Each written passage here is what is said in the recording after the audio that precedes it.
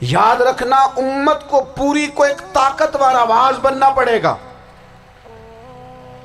ہمیں تھوڑا تھوڑا اوپر اٹھ کے سوچنا پڑے گا. خدا را اللہ تعالیٰ مجھے معاف کرے اگر کوئی بات میں ستی کر رہا ہوں. دل کی گہرائی سے عرض کرتا ہوں اب تو بڑا سخت وقت آ گیا. اب چونکہ اب تو کیمرے کی آنکھ آئی ہے تو وہ زخمی بچے دیکھے نہیں جاتے, وہ تڑپتی مائیں دیکھی نہیں جاتی, وہ سسکتی اور آواز دیتی بیٹیاں سنی نہیں جاتی. وہ آوازیں ایسی ہیں جیسے وہ رات کے سناٹوں میں چیخیں بن کے لوگوں کو جگایا کریں گی.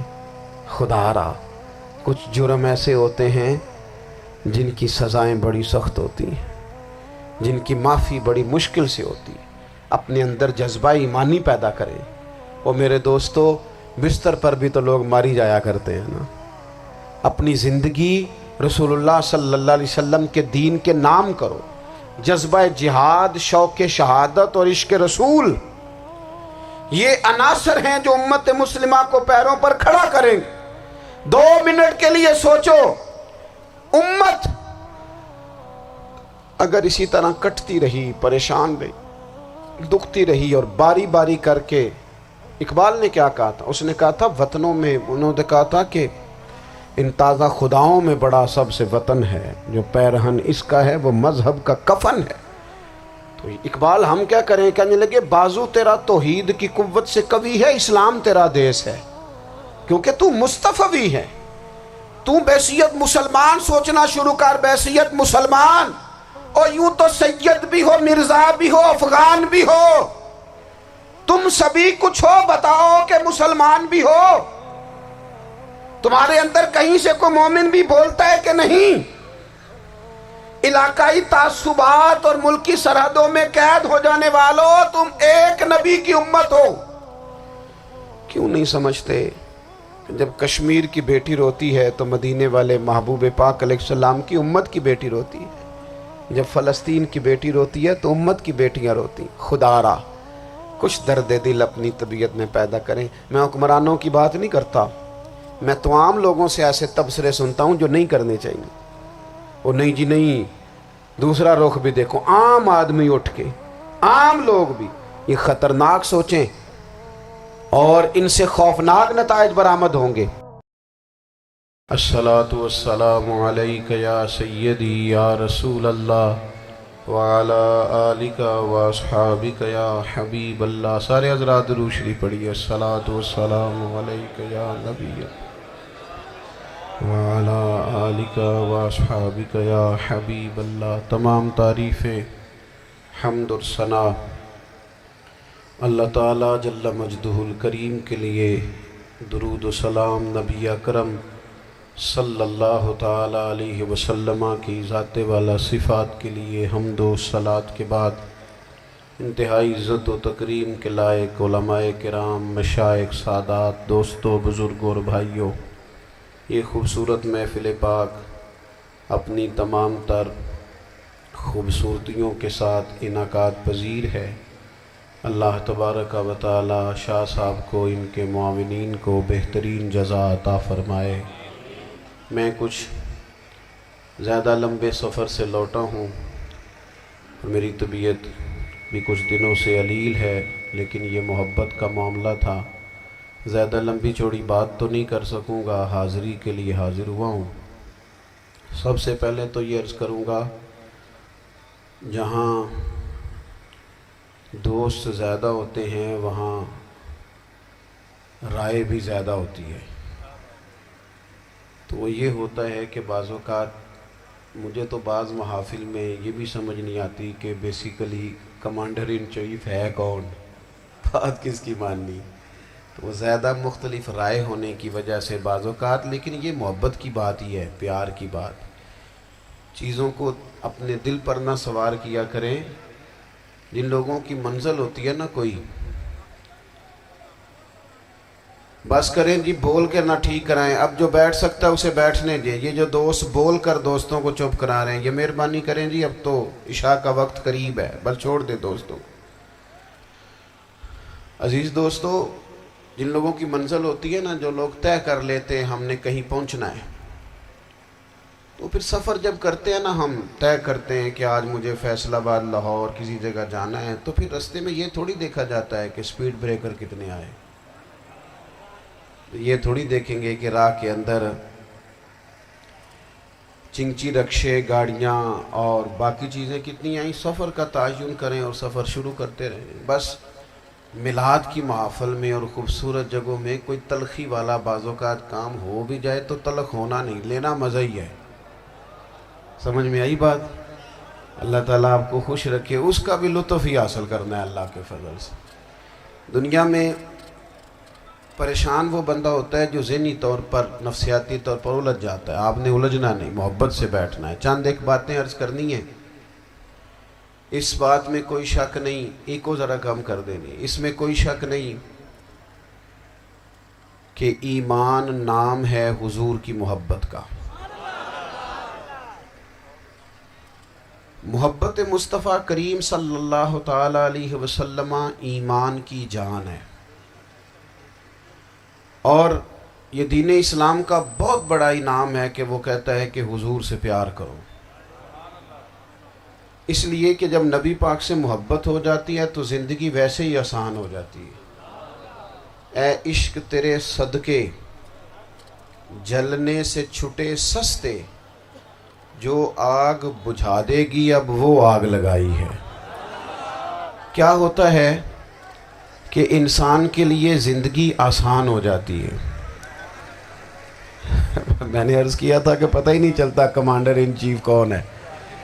اللہ آپ کو سلامت، ٹھیک ہو گیا جی، اب آنے دیں دوستوں کو، بیٹھ جائیں جی، آپ لوگ آگے نہ ہو، پیارے بیٹے بیٹھ جاؤ جہاں جگہ نہیں، آپ اس طرح بھاگے دوڑنے تو نانا، محفل میں آئیں، اس کا ادب کا خیال کریں، آپ تشریف رکھیں، بس بیٹھ جائیں جہاں جگہ مل رہی ہے۔ جو دوڑ کے آ رہے ہیں یہ اطمینان سے آئیں گے تو باوقار لگیں گے۔ اللہ آپ کو سلامت رکھے، برکت دے، ماشاءاللہ، اللہ تعالیٰ آپ کو برکات دے۔ اوہو، یہ اتنا مجمع کنٹرول نہیں ہوتا، کوئی بات نہیں، وہ انجی ہوتا ہے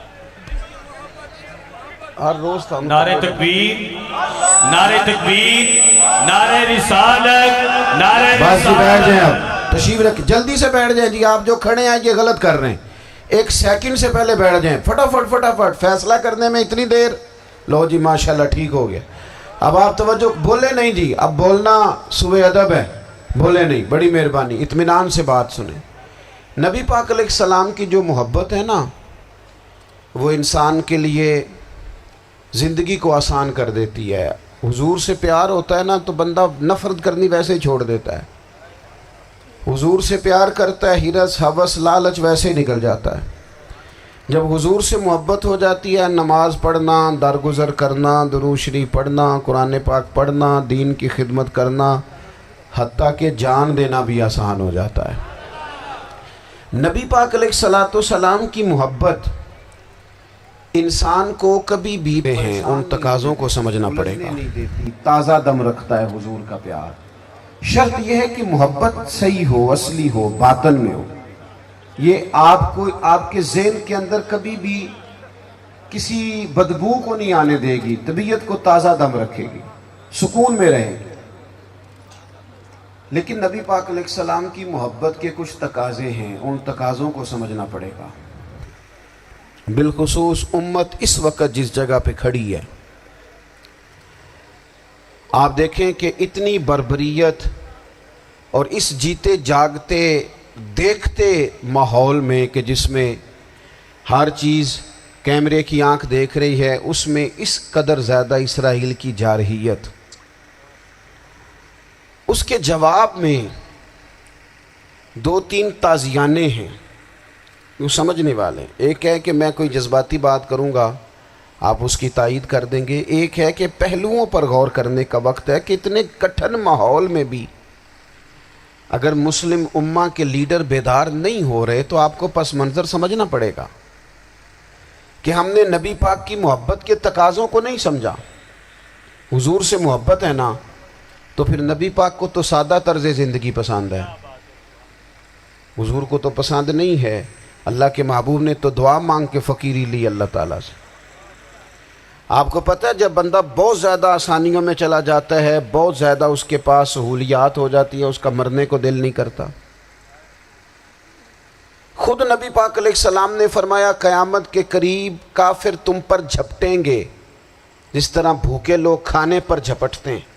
حضور کیوں، ہم تھوڑے ہوں گے؟ فرمایا نہیں، تمہیں دنیا سے محبت ہو جائے گی اور موت تمہیں بری لگے گی۔ اتنے بڑے بڑے بنگلے، عالی شان محلات، کس کا چھوڑ کے مرنے کو جی چاہتا ہے معاذ اللہ۔ نبی پاک کی محبت کا تقاضا سمجھو، ایسا نہیں کہ وہاں دولت آئی نہیں۔ حضور تو فرماتے ہیں کہ اللہ نے خزانوں کی کنجیاں میرے ہاتھ میں رکھ دی ہیں، لیکن میں نے عرض کیا مالک ایک وقت روٹی دینا اور ایک وقت کا فاقہ دینا۔ کنجیاں خزانوں کی اللہ نے دی۔ جب تک آپ اپنا طرز زندگی، یہ جو بہت دنیا کا پیار ہے نا، بہت زیادہ مرنے کی ہرس، یہ بہت زیادہ جینے کی ہرس تو اللہ تعالیٰ نے قرآن پاک میں یہودیوں کا طریقہ بیان کیا کہ وہ کبھی مرنے کی تمنا نہیں کریں گے کیونکہ جینے کی ہرس رکھتے ہیں۔ نبی پاک علیہ السلام کے غلاموں، طرز زندگی جب تک سادہ نہیں ہوتا اور جب تک یہ دنیا کے جھمیلوں سے کسی کو دولت دے کر پیچھے کر دیا جاتا ہے، کسی کو عہدہ دے کر چپ کرا دیا جاتا ہے، کسی کو اقتدار دے کر چپ کرا دیا جاتا ہے، رسول اللہ صلی اللہ علیہ وسلم کے سچے غلام، انہیں ایک بات کی سمجھ آ گئی تھی کہ ہمیں ہمارے رب نے کہا ہے قُلْ إِن كُنْتُمْ تُحِبُّونَ اللَّهَ فَاتَّبِعُونِي يُحْبِبْكُمُ اللَّهُ۔ اے محبوب آپ ان سے فرما دیں اگر رب سے محبت کرنا چاہتے ہیں تو آپ کی پیروی کریں، اللہ خود ان سے محبت فرمائے گا۔ جب رب بھی ان کا ہو جائے گا، جب رب بھی ان کا کی محمد سے وفاتوں نے تو ہم، یہ جہاں چیز ہے کیا، یہ لوح و قلم تیرے ہیں، اس کا کیا مطلب ہوا؟ لوح و قلم، قلم لکھتی ہے نا تقدیریں، مقدر فیصلے، تو لوح و قلم تیرے ہیں، اس کا مطلب یہ ہے کہ پھر رب کریم تیرے اوپر فضل کرے گا، اور وہ جن فیصلوں کی امت کو دیانت سے چاہت ہے اللہ اپنے فضل سے وہ فیصلے فرمائے گا۔ جب تک زندگی حضور کی غلامی کی طرف نہیں جاتی وہ اللہ تعالیٰ کی تائید نہیں پاتی۔ حضرت عبداللہ ابن حذافہ رضی اللہ تعالیٰ عنہ کو رومیوں نے قید کر لیا تھا، اور جب رومی آپ کو قید کر رہے تھے، پکڑ رہے تھے، جنگ میں کچھ موڑ ایسا آ گیا کہ بظاہر مسلمانوں کے قدم پیچھے ہٹ رہے تھے، تو 1000 آدمی نے، 100 آدمی نے مل کے آپ کے گرد گھیرا ڈالا اور بڑی مشکل سے آپ کو گرفتار کیا۔ جب بادشاہ کے سامنے لے گئے نا تو بادشاہ سے اس کا سپہ سالار کہنے لگا کہ بندہ ضائع کرنے والا نہیں، یہ بات سمجھیں آپ، ہماری طبیعت کے مطابق جو بندہ پورا نہیں اترتا ہم ضائع کر دیتے ہیں۔ حالانکہ اگر آپ کو مخالف صف میں بندہ کام کا نظر آئے تو آپ غور فرمائیں کہ یہ ہمارے قافلہ محبت میں کیسے شامل ہو سکتا ہے، اس کے لیے جد و جہد کریں تاکہ اس سے کام لیا جا سکے۔ اس نے کہا، روم کے بادشاہ نے، بندہ ضائع کرنے والا نہیں، وزیر نے کہا بادشاہ سے، اس نے کہا کیا کریں، کچھ ایسا کریں کہ یہ معاذ اللہ ہمارے دین میں آ جائے۔ اور قرآن مجید نے واضح کہہ دیا ہے کہ یہودی اور عیسائی تم سے راضی نہیں ہو سکتے حتی تتبع ملتہم، جب تک کہ تم ان کے دین کی پیروی نہ کرو، ان کو کسی طریقے سے معاذ اللہ عیسائی بنایا جائے۔ تو بادشاہ کہنے لگا 2-3 چیزیں ہیں جس سے کوئی بندہ بھی خریدا جا سکتا ہے، کر لیتے ہیں بات۔ اس نے سب سے پہلے حضرت عبداللہ ابن حذافہ سے کہا کہ جتنے پیسے آپ کہیں گے آپ کو ملیں گے، آپ اس دین میں آ جائیں معاذ اللہ۔ تو حضرت عبداللہ ابن حذافہ نا، کچھ لوگ بڑے سیانے ہوتے ہیں، بردبار ہوتے ہیں، بعض باتوں پر غصہ نہیں کرتے، ہنستے ہیں۔ حضرت عبداللہ ابن حذافہ ہنس پڑے، فرمانے لگے تجھے کس نے بادشاہ بنایا، تو بڑا بیوقوف آدمی ہے۔ اس نے کہا کیا مطلب؟ فرمانے لگے نادان، میں تو تلوار لے کے میدان میں آیا ہوں، مجھے دولت کمانی ہوتی میں تجارت کرتا، میں تجارت نہیں کر رہا، میں تو شہادت کے لیے نکلا ہوا ہوں، اور تو مجھے کہہ رہا ہے پیسے لے لے، کو عقل کی بات کر۔ اس نے دوسری بات کی، اس نے کہا کہ میں بادشاہ ہوں، میرے نیچے جتنے بھی عہدے ہیں، وزیر، مشیر، وزیر خزانہ، جو آپ عہدہ کہیں گے آپ کو دے دیا جائے گا، آپ اس طرف آ جائیں۔ تو حضرت عبداللہ ابن حذافہ کہنے لگے پھر کہتا ہوں تو بڑا نادان ہے۔ فرمانے لگے میں حضور کا صحابی ہوں، اور صحابی ہونے سے بڑا عہدہ دنیا میں ہے ہی کوئی نہیں۔ صحابہ وہ صحابہ جن کی ہر صبح عید ہوتی تھی، خدا کا قرب حاصل تھا، نبی کی دید ہوتی تھی۔ کہا تو مجھے لالچ دے رہا ہے۔ اب انہوں نے ایک نئی چال چلی۔ وزیر کہنے لگا کہ میں ایک اور طرح سے معاذ اللہ کوشش کرتا ہوں پگھلا دینے کی۔ آپ اندر کمرے میں قید تھے تو وہاں ایک خاتون کو بنا سنوار کر بھیج دیا گیا۔ دوستو یاد رکھنا، تگڑا اور مضبوط جوان پتہ کون ہوتا ہے؟ جس کی نظریں پوری طرح اس کے کنٹرول میں ہوں۔ یہ علامت جوانی ہے۔ جس آدمی کا پوری طرح، دو لوگ دنیا میں کبھی کوئی کارنامہ سر انجام نہیں دے سکتے، ایک جو حرام کھاتا ہو، ایک جس کی نظر ناپاک ہو۔ محمد بن قاسم جب یہاں آئے تھے نا تو ایک دن بڑے پریشان تھے، تو ایک بزرگ کہنے لگے آپ کیوں پریشان ہیں؟ کہنے لگے راجہ دہر سے مقابلہ ہے اور ہماری فوج تو سندھ کے رستے بھی نہیں جانتی، زبان بھی نہیں جانتی، لڑیں گے کیسے؟ 2-4 دن کے بعد ان بزرگوں کی دوبارہ محمد بن قاسم سے ملاقات ہوئی تو بڑے خوش تھے۔ کہا اب آپ کیوں خوش ہیں؟ کہنے لگے وہ میرا مقابلہ نہیں کر سکتا، میں نے تحقیق کر لی ہے۔ کہا کیوں؟ کہنے لگے نظر کا گندہ ہے، اور جو نظر کے گندے ہوتے ہیں وہ میدانوں میں ٹھہرا نہیں کرتے۔ میدان کے لیے نکلنے کے لیے پاک جوانی کی ضرورت ہوتی، تطہیر مزاج ہونا ضروری ہوتا ہے، پاکیزہ افکار اور سچی اور سچی ستھری سوچوں کا ہونا ضروری ہوتا ہے۔ اس لیے فرمایا کہ میرا مقابلہ نہیں کر سکتا۔ حضرت عبداللہ ابن حذافہ کمرے میں تھے تو وزیر کی بیٹی اندر سجی سنوری پہنچ گئی۔ جیسے ہی آپ نے اس کفر کی چال کو دیکھا تو تیمم کر کے نفل شروع کیے۔ وہ ساری رات بیٹھی رہی، رب کا بندہ ساری رات عبادت کرتا رہا۔ عبادت بڑا سہارا ہے، مصلی بڑا سہارا ہے اللہ کے بندوں۔ صبح دروازہ کھولا، وزیر نے اپنی بچی سے پوچھنا چاہتا تھا رزلٹ کیا نکلا، تو وہ کہنے لگی پیچھے ہٹ جا، اب تیرا میرا تعلق کوئی نہیں، میں نے نبی پاک کا کلمہ پڑھ لیا۔ اس نے کہا میں نے بھی زمانہ دیکھا ہے، پر یہ کیا لوگ ہیں، کستوری کے بنے ہوئے، سندل سے دھلے ہوئے، کہ میں ساری رات کمرے میں رہی اور 100 اور 1000 آدمی جس جوان کا مقابلہ نہ کر سکے، اتنا طاقتور جوان کمرے میں رہا اور اس نے نظر اٹھا کے نہ دیکھا۔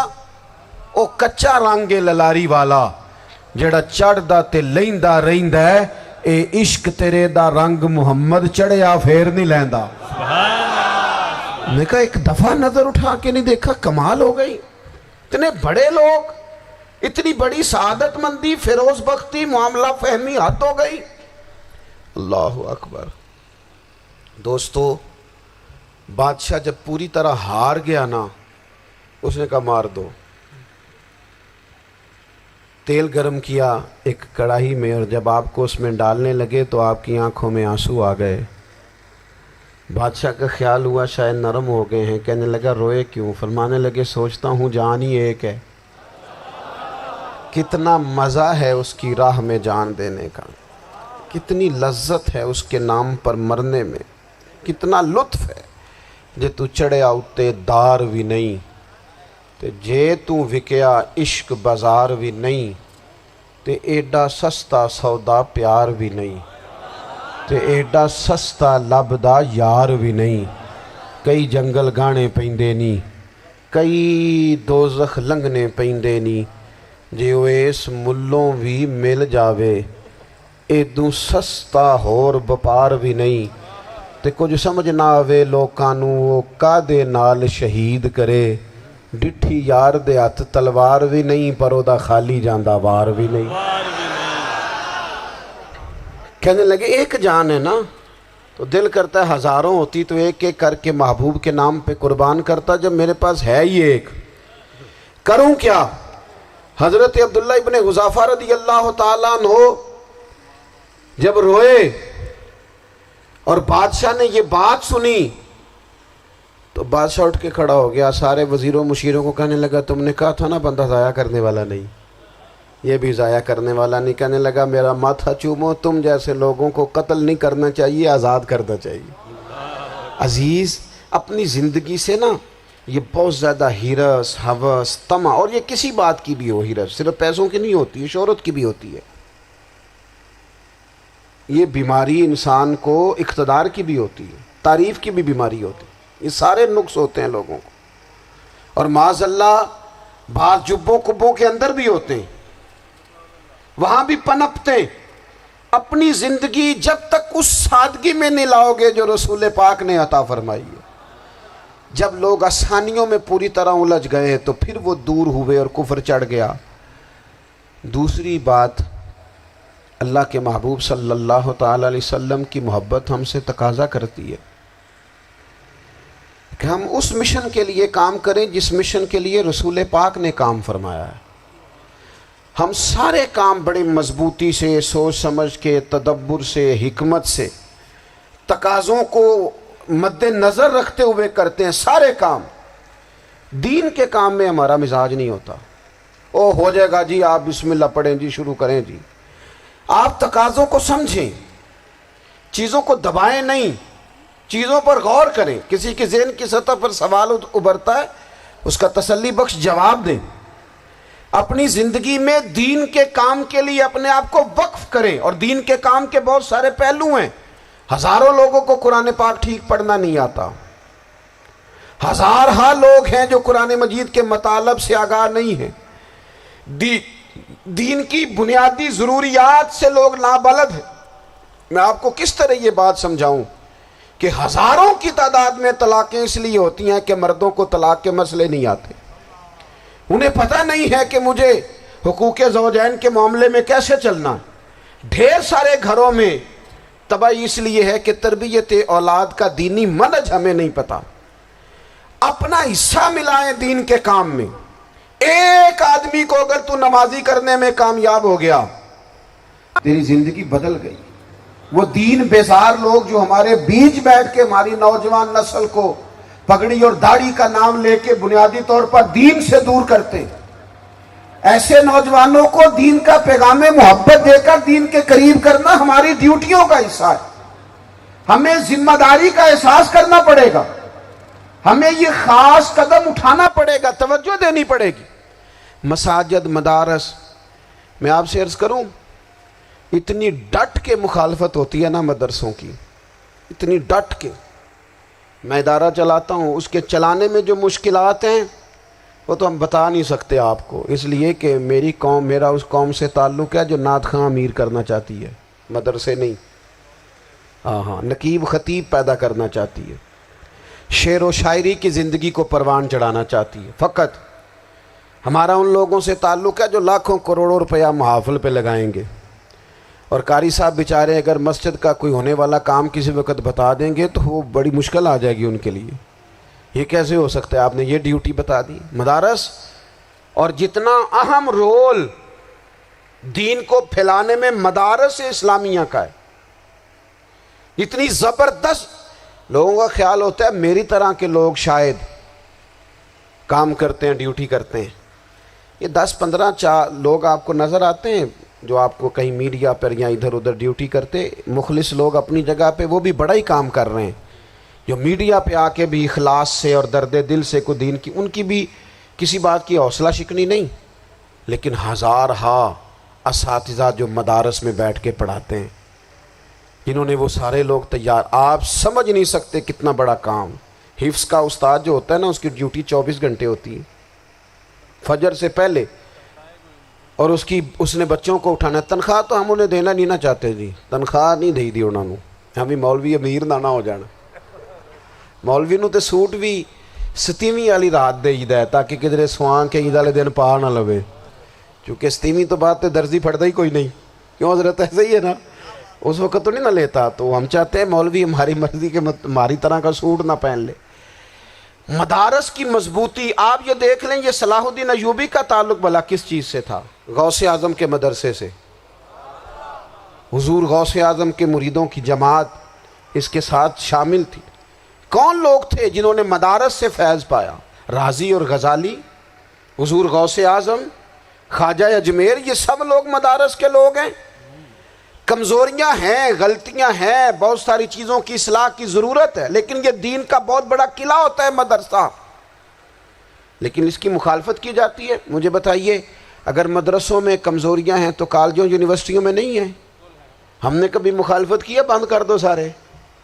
لیکن لوگوں کا جب خیال آتا ہے، جب ہمارے ایک سابقہ وزیر صاحب تھے سر راہ، کسی دعوت میں میری ان سے ملاقات ہو گئی تو انہوں نے کہا مدرسوں کا کردار کیا ہے آج کے ماحول میں؟ میں نے انہیں کہا کہ مختلف کورسز آپ کراتے ہیں نا، تو اس کے لیے پھر مختلف ویکنسیز ہوتی ہیں. جہاں بچوں کو مدرسے کا کورس کرایا جاتا ہے تو استاد بننا ہوتا ہے، اس نے خطیب بننا ہوتا ہے، مسجد کی ڈیوٹی کرنی ہوتی ہے. میں نے کہا آپ بالکل کوئی حکومت سرپرستی نہیں کرتی، لیکن اللہ کا فضل ہے. کبھی آپ نے کوئی مسجد سنی ہے جس میں جمعے والے دن مولوی نہ ملا ہو جمعہ پڑھانے کے لیے؟ کبھی آپ کو رمضان میں ایسی مسجد ملی ہے جس میں قرآن مجید سنانے کے لیے حافظ نہ ملا ہو؟ یہ ہو سکتا ہے کسی حافظ کو مسجد نہ ملے. تو مدارس کے ذمے جو کام تھا مدارس نے جم کے کیا ہے اور ڈٹ کے کیا اللہ کے فضل سے. اور مدارس کے لوگوں کو بھی کمزور نہیں پڑنا چاہیے. کبھی کسی وزیر، مشیر، مالدار کے روب میں نہیں آنا چاہیے، قطعاً نہیں. کیوں؟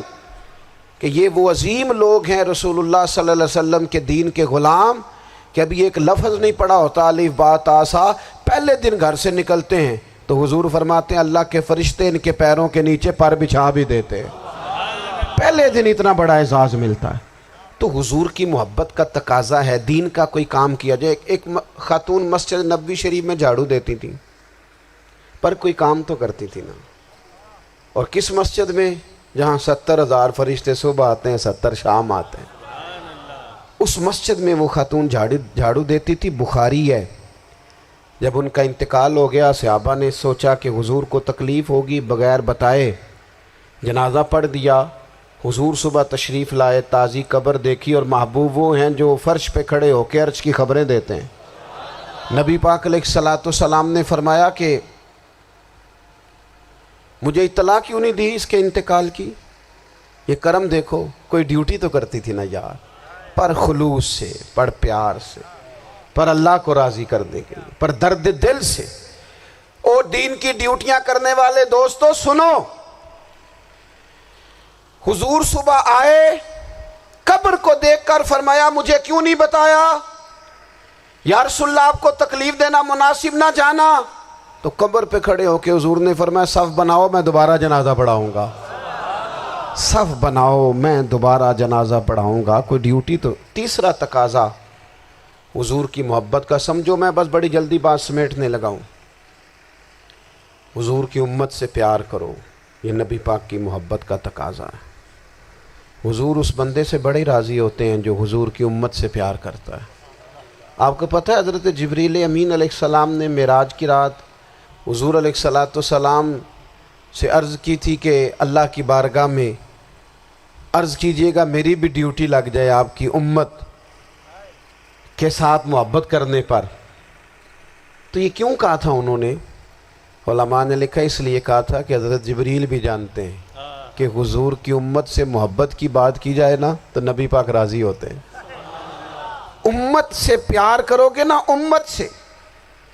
ایک صرف بات کا خیال رکھنا، عقیدہ برا ہو تو بات دوسری ہے، ورنہ میرے محبوب کی امت کا ایک ایک شخص جو مدینے والے کا کلمہ پڑھتا ہے، جو حضور کا غلام ہے، اس کے بارے میں اپنے دل میں گنجائش رکھنا، پیار رکھنا، وارفتگی رکھنا. اور دوستو یہاں لوگ کس کس طرح گروہوں کو، جماعتوں کو سپورٹ کرتے ہیں. نبی پاک نے اس امت کی کثرت پر فخر بیان کیا اور حضور فرمانے لگے 120 صفیں جنتیوں کی ہوں گی، قیامت میں 80 صفیں صرف میری امت کی ہوں گی. میں کثرت امت پر فخر کروں گا. ان لوگوں سے پیار کرنا ہے، ان کے دکھ درد کو سمجھنا ہے۔ پتہ ہے آج کیا ہوتا ہے؟ آج ہمیں نا مختلف چھوٹے چھوٹے ملکوں میں بانٹ دیا گیا،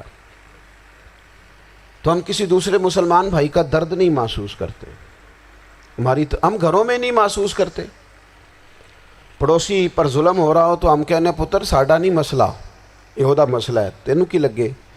حالانکہ پڑوسی کی آگ اس لیے بھی کسی وقت بجھا دینی چاہیے کہ پڑوسی کی نہ بجھائی جائے تو اپنا گھر بھی زاد میں آ جاتا۔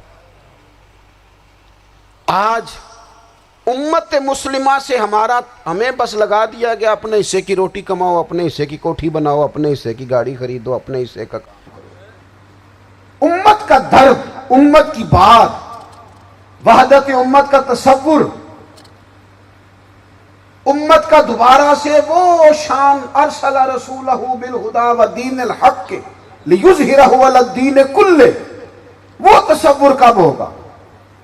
اس وقت ہوگا جب ہم بات امت کی کریں گے۔ نبی پاک علیہ السلام نے فرمایا مسلمان کی مثال ایک جسم کی طرح ہے، جسم کے ایک حصے کو تکلیف ہو تو سارا آزمائش میں آ جاتا ہے۔ مجھے بتاؤ یہ انگلی درد کرتی ہو، یہ انگلی جسم کا حصہ ہے نا، تو میرا خیال ہے دماغ یہ کہہ دے گا کہ انگلی کی درد ہے نا منو کی لگے، دل کہہ دے گا کوئی نہیں ٹینشن لینے، انگلی کا مسئلہ ہے نا۔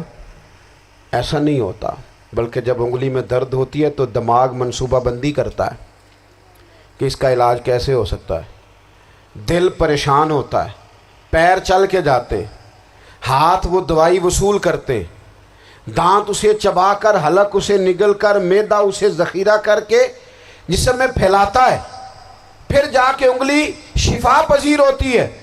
ایک حصے کو درد ہو تو سارا حصہ کام پہ لگ جاتا ہے۔ اسرائیل اگر تکلیف دے رہا ہے فلسطینیوں کو تو ہونا چاہیے تھا نا بعض مسلمان حکمرانوں کو نیند نہ آتی، وہ درد دل محسوس کرتے، ہونا چاہیے تھا نا کہ بعض لوگ یہاں ہم کیا کرتے ہیں بھلا بیٹھ کے، اب تو مجھے بعض چیزوں سے کوفت بھی ہونے لگا، ہم دیتے ہیں بیان مذمت، آپ کے بیان دینے سے کیا ہوگا؟ فلانے نے بھی بیان دے دیا، فلانے نے بھی کلپ دے دیا، یہ کیا کر رہے ہیں؟ یہ تو آپ زندہ رہنا چاہتے ہیں۔ وہ جس طرح آج کل ہمارے ہاں بہت ساری چونکہ جماعتیں ہیں تو کشمیر ڈے آتا ہے نا تو مل کے ریلی نہیں نکالی جا سکتی، سوال نہیں پیدا ہوتا، کیونکہ ہمیں جماعتوں کو زندہ رکھنا ہے۔ اس جماعت کی خبر الگ لگنی چاہیے، اس جماعت کی خبر الگ، تو ایسے کوئی انقلاب آئے گا؟ یاد رکھنا امت کو پوری کو ایک طاقتور آواز بننا پڑے گا، ہمیں تھوڑا تھوڑا اوپر اٹھ کے سوچنا پڑے گا۔ خدا را اللہ تعالیٰ مجھے معاف کرے اگر کوئی بات میں ستی کر رہا ہوں، دل کی گہرائی سے عرض کرتا ہوں اب تو بڑا سخت وقت آ گیا، اب چونکہ اب تو کیمرے کی آنکھ آئی ہے تو وہ زخمی بچے دیکھے نہیں جاتے، وہ تڑپتی مائیں دیکھی نہیں جاتی، وہ سسکتی اور آواز دیتی بیٹیاں سنی نہیں جاتی، وہ آوازیں ایسی ہیں جیسے وہ رات کے سناٹوں میں چیخیں بن کے لوگوں کو جگایا کریں گی۔ خدا را کچھ جرم ایسے ہوتے ہیں جن کی سزائیں بڑی سخت ہوتی ہیں، جن کی معافی بڑی مشکل سے ہوتی، اپنے اندر جذبہ ایمانی پیدا کریں۔ اور میرے دوستو بستر پر بھی تو لوگ ماری جایا کرتے ہیں نا، اپنی زندگی رسول اللہ صلی اللہ علیہ وسلم کے دین کے نام کرو، جذبہ جہاد، شوق شہادت اور عشق رسول، یہ عناصر ہیں جو امت مسلمہ کو پیروں پر کھڑا کریں گے۔ 2 منٹ کے لیے سوچو، امت اگر اسی طرح کٹتی رہی، پریشان رہی، دکھتی رہی اور باری باری کر کے، اقبال نے کیا کہا تھا؟ اس نے کہا تھا وطنوں میں، انہوں نے کہا تھا کہ ان تازہ خداؤں میں بڑا سب سے وطن ہے، جو پیرہن اس کا ہے وہ مذہب کا کفن ہے۔ تو اقبال ہم کیا کریں؟ کہنے لگے بازو تیرا توحید کی قوت سے قوی ہے، اسلام تیرا دیس ہے، کیونکہ تو مصطفی ہے، تو بحیثیت مسلمان سوچنا شروع کر، بحیثیت مسلمان، اور یوں تو سید بھی ہو، مرزا بھی ہو، افغان بھی ہو، تم سبھی کچھ ہو، بتاؤ کہ مسلمان بھی ہو، تمہارے اندر کہیں سے کوئی مومن بھی بولتا ہے کہ نہیں؟ علاقائی تعصبات اور ملکی سرحدوں میں قید ہو جانے والوں، تم ایک نبی کی امت ہو۔ کیوں نہیں سمجھتے کہ جب کشمیر کی بیٹی روتی ہے تو مدینے والے محبوب پاک علیہ السلام کی امت کی بیٹی روتی ہے، جب فلسطین کی بیٹی روتی ہے تو امت کی بیٹیاں روتی ہیں۔ خدا را کچھ درد دل اپنی طبیعت میں پیدا کریں۔ میں حکمرانوں کی بات نہیں کرتا، میں تو عام لوگوں سے ایسے تبصرے سنتا ہوں جو نہیں کرنے چاہیے۔ وہ نہیں جی نہیں، دوسرا رخ بھی دیکھو، عام آدمی اٹھ کے، عام لوگ بھی یہ خطرناک سوچیں اور ان سے خوفناک نتائج برآمد ہوں گے۔ تو 3 باتیں میں نے آپ کی خدمت میں عرض کی ہیں۔ ایک تو کوشش کریں اپنی زندگی کے اندر کہ زندگی کو سادہ کریں، پیسہ ضرور کمائیں لیکن پیسے سے پیار نہ کرو، پیار تو مدینے والے رسول سے کرنا۔ دولتیں، ہرس، ہوس، طمع، ان سے باہر آؤ۔ اور دوسری گزارش آپ کی خدمت میں یہ عرض کی ہے، کچھ نہ کچھ دین کا کام، اور اس میں بھی شہرتوں سے بچتے ہوئے، تصویروں سے بچتے ہوئے۔ میں ہر محفل میں شاید کہتا ہوں میری فوٹو آ رہی ہے اور لائیو آ رہا ہے اور فلاں ہو رہا ہے، لیکن اس محفل کا خوبصورت انسان وہ ہے جو سب سے پیچھے بیٹھا ہے، وہ کسی فوٹو کے لیے نہیں آیا۔ اور میں ڈھیر سارے لوگ دیکھ رہا ہوں، یہ جو آگے بیٹھ جاتے ہیں بعض اوقات 5، 7، 10 لوگ، یہ بڑی تصویر سازی کرتے ہیں، لیکن جو پیچھے بیٹھے ہوتے ہیں ان کی کوئی فوٹو نہیں آتی۔ اور میں نے بہت سارے لوگوں کو دیکھا ہے کبھی موبائل کو ہاتھ بھی نہیں لگاتے، لیکن جن کے لیے آئے ہیں انہیں تو پتہ ہے نا کون کون آیا ہے۔ اور کچھ دین کے لیے کریں۔ اور تیسری گزارش آپ کی خدمت میں یہ ہے کہ امت بن کر بھی ضرور سوچیں اور امت کے دکھوں کا مداوع بھی کریں اور امت مسلمہ کا درد بھی اپنے سینے میں ضرور محسوس کریں۔ اللہ تعالی ہماری اس بزم کو جی ایک بات اور سن لیں جی، نبی پاک علیہ الصلوۃ والسلام نے ارشاد فرمایا، لائیں جی، حضور سید عالم علیہ الصلوۃ والسلام نے ارشاد فرمایا کہ جب تک بندہ اللہ کے بندوں کی مدد میں رہتا ہے نا، اللہ بھی اس کی مدد کرتا رہتا ہے۔ یعنی اگر آپ امت کے لیے سوچتے ہیں، کوئی امت کے لیے فکر پیدا کرتے ہیں، کچھ امت کی سوچیں لاتے ہیں تو اللہ بھی مدد فرمائے گا۔ اور یہ بات اچھی طرح یاد رکھیں، جب بھی بندہ کوئی ایسا کام کرتا ہے نا جو خالص اللہ کی رضا کے لیے ہو تو رب کی مدد ضرور آتی ہے۔ وَلَقَدْ نَصَرَكُمُ اللَّهُ بِبَدْرٍ وَأَنْتُمْ أَذِلَّةٌ۔